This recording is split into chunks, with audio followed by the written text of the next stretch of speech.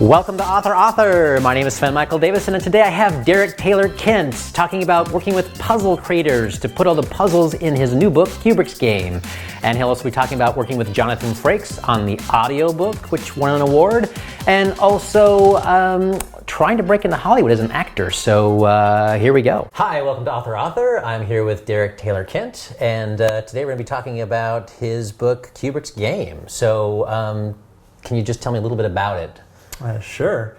It's a puzzle adventure novel similar to Ready Player One, Da Vinci Code. It's about a college film student who discovers a mysterious treasure that Stanley Kubrick seems to have left behind, the famous director, and the clues to find this treasure are hidden in his movies. So he goes on this daring adventure to try and find this treasure, only to find out there's some other dangerous groups that are also after it. They're worried about what it could be, and no one really is sure what it is, but a lot of dangerous groups are worried about what it could be. So it's like a race to the finish to try and solve all the puzzles that'll eventually unearth this mysterious prize. And you're sitting here with a medal bestowed on your chest. I'm curious to know what that's about. Yeah. This just arrived in the mail. So excited. Congrats. Kubrick's Game just won the gold medal as the best fiction audiobook of 2017, as bestowed by the Reader's Favorite Awards, which is one of the most prestigious book awards. So we'll be going to Miami very soon for the big ceremony, and they sent this to us in advance to have, and very excited about that. Congratulations. Thank you so much. Tell me about the audiobook.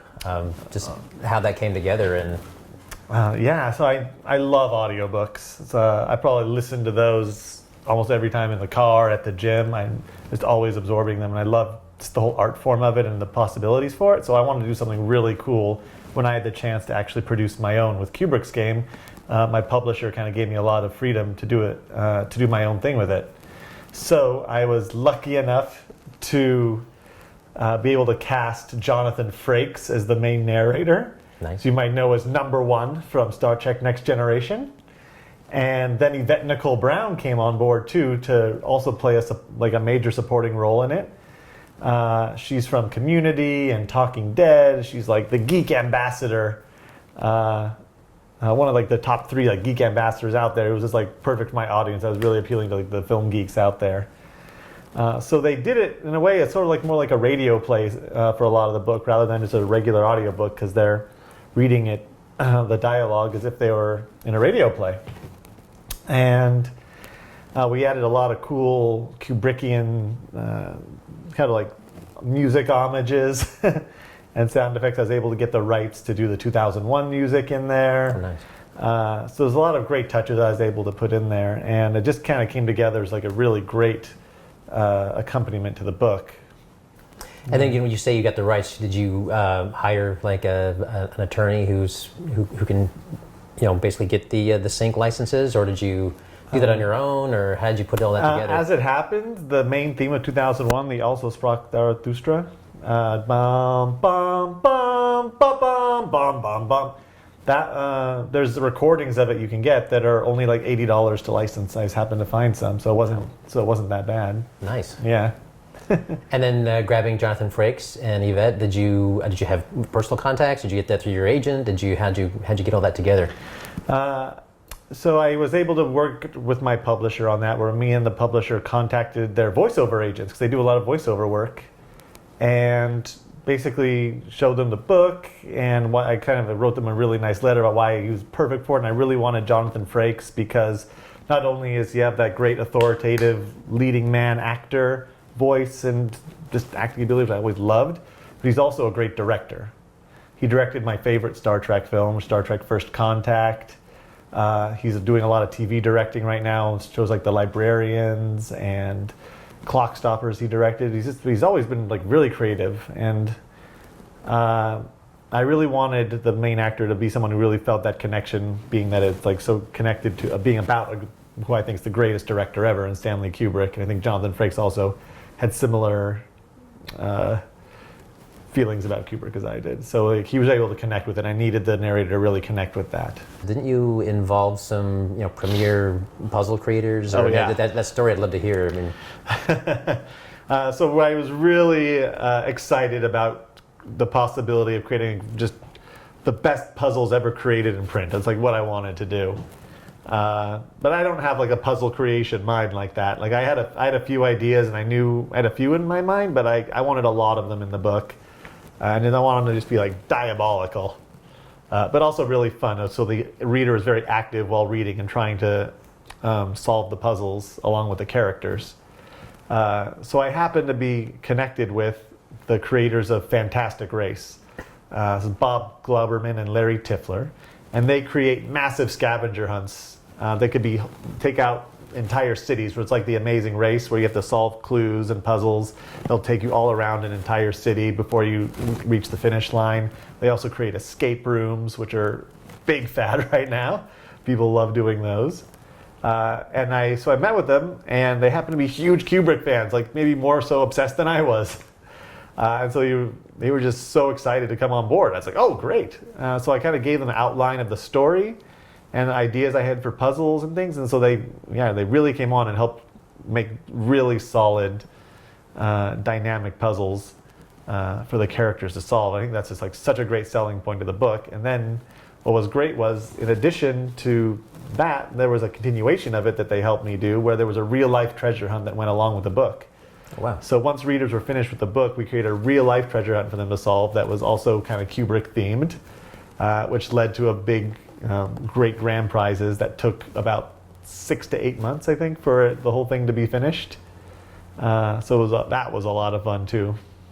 And was it something that anybody could participate anywhere in the United States, or did it had to be? It was worldwide. Yeah, oh, wow. I had people doing it. A lot of people from the UK, Australia, a lot in the United States. Yeah, everywhere. It was all kind of done online. So we'd send out puzzles to them, which would send them. They solve it, and they get sent to certain websites. Sometimes they'd have to go out into the world to find pictures of things or do some sort of action. So we made it very, very active.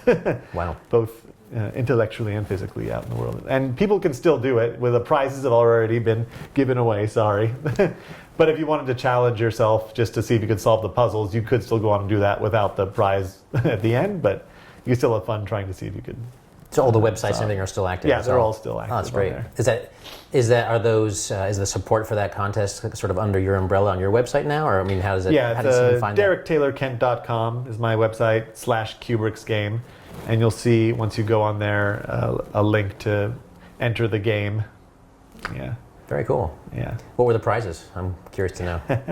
They were very valuable Kubrick memorabilia that I was able to get my hands on. Some original 2001 poster.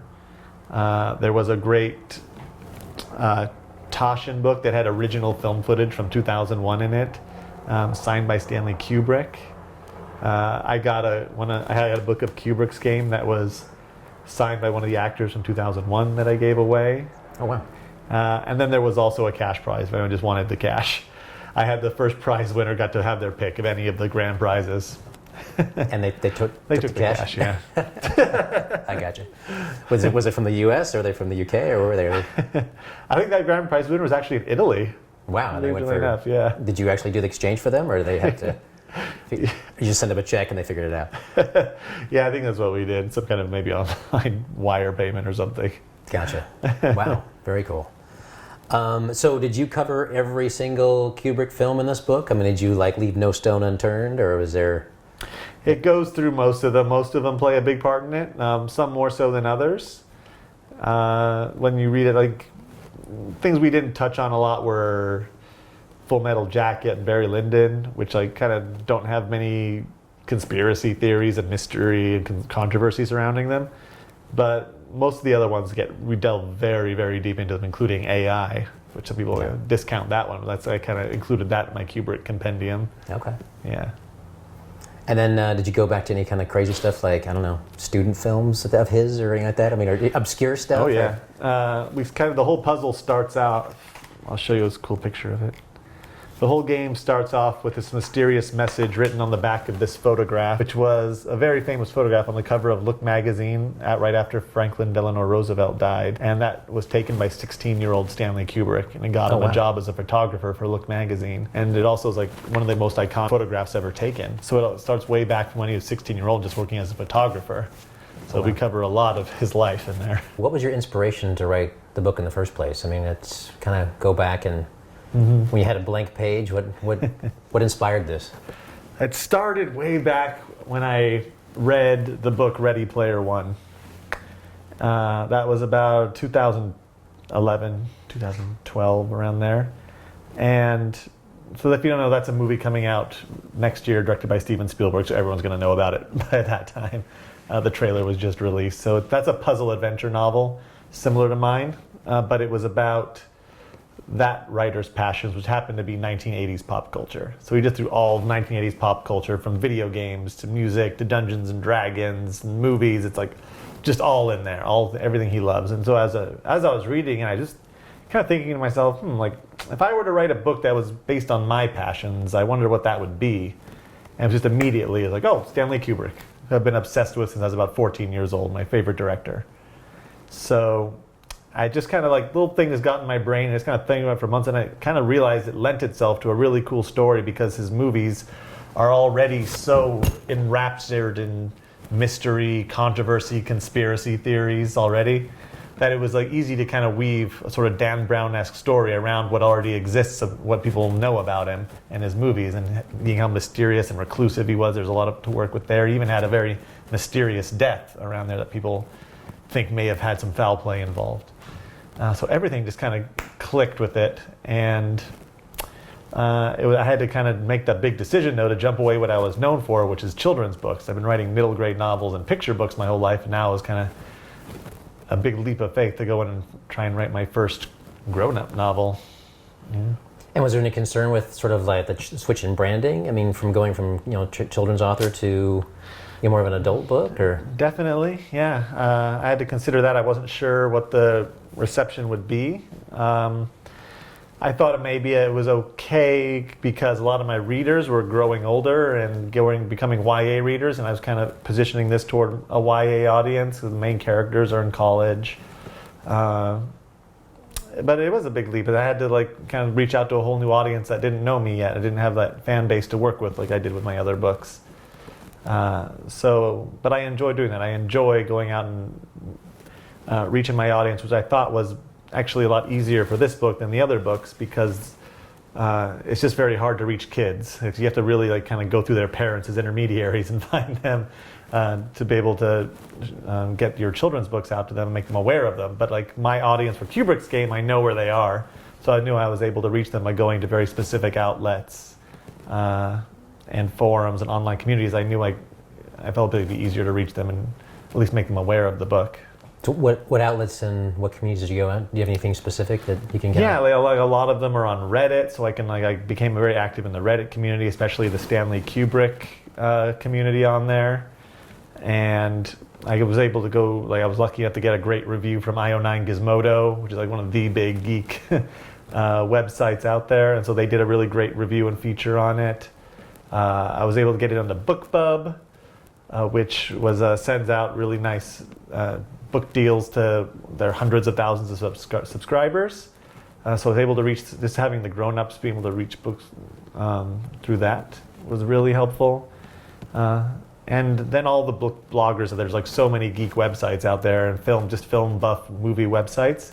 And so I write to all of them and trying to tell them about the book and sending them copies and hoping that they'll review it. Even Instagram people, I was able to use my social media a lot better and go to Instagram people. For the audiobook, I would go to the Star Trek major Instagram feeds and tell them about the book, and then Jonathan Frakes was narrating it and see if they'd like to check it out. So, there's a lot you can do when you really know where your audience is. Yeah.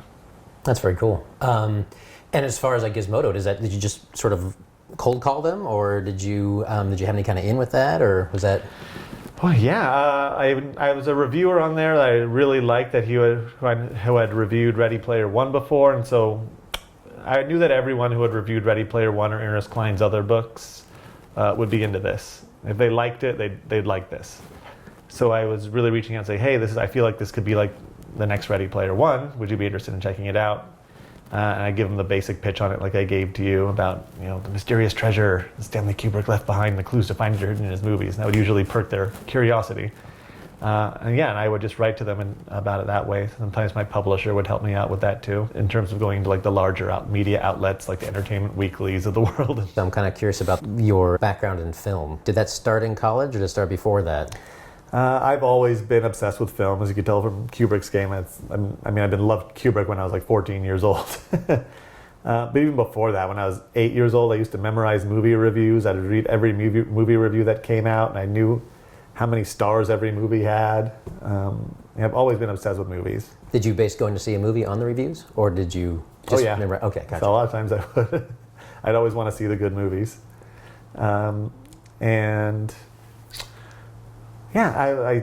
did film school in high school. Our high school happened to be one of the few at the time in the 90s that had a film program. So I did film school in there, and we got to make really cool films on 8mm and 16mm. That's pretty amazing. Yeah. And was that a special program you got into, or are they just like electives that you got to take? An elective, yeah, but only a few of us did it. And everyone who was in it at the time has gone on to become huge in the industry. Like Jonathan Kreisel was in my class, who created Portlandia. Eric Steelberg's now one of the top few cinematographers in the world, and Dan Dubiecki, who was Jason Reitman's producing partner. So everyone who did it was in that program has gone on to do great things. I ended up going to theater school. I tried to get into UCLA Film School, but didn't.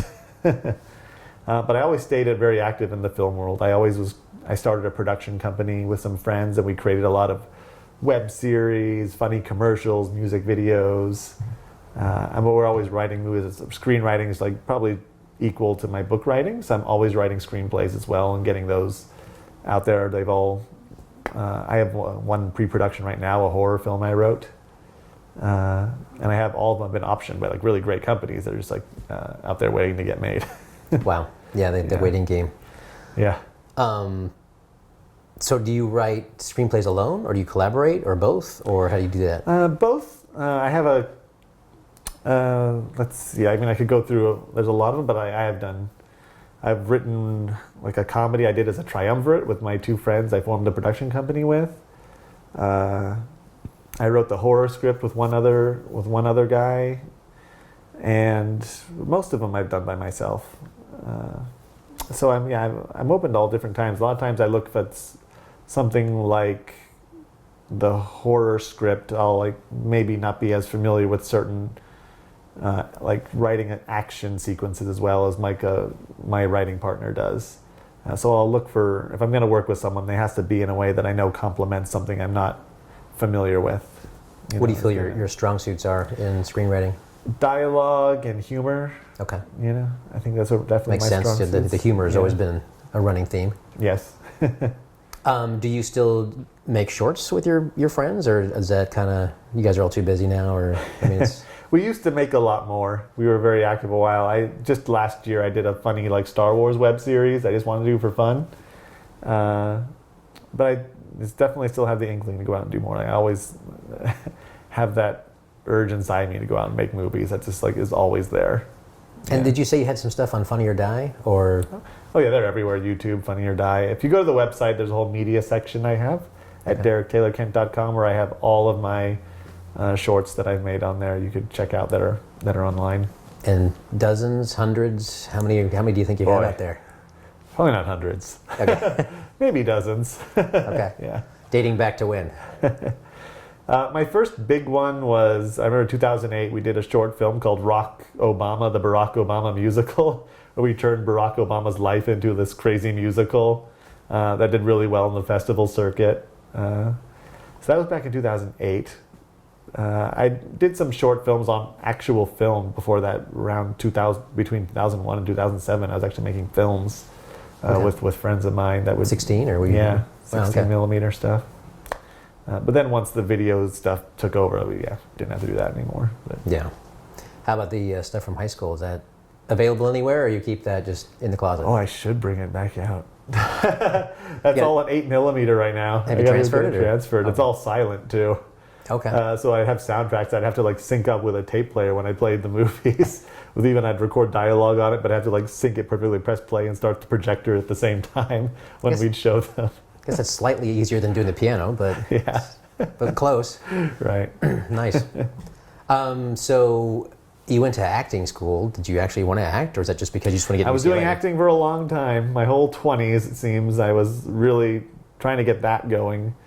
Even more so than writing at the time. I was always acting in productions. I wrote some plays that I do. I had a one-man show that I toured with. Oh, wow. Yeah.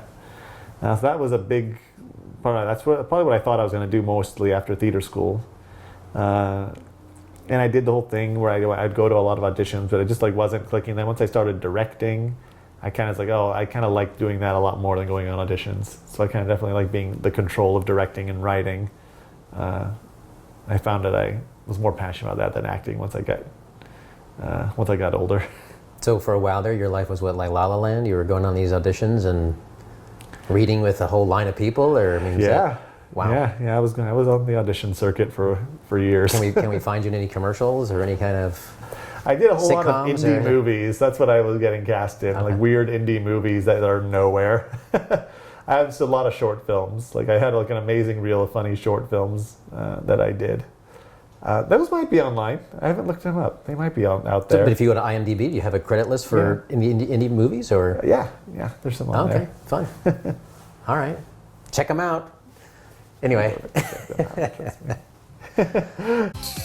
Please subscribe so my dad can make more videos like this. Thank you.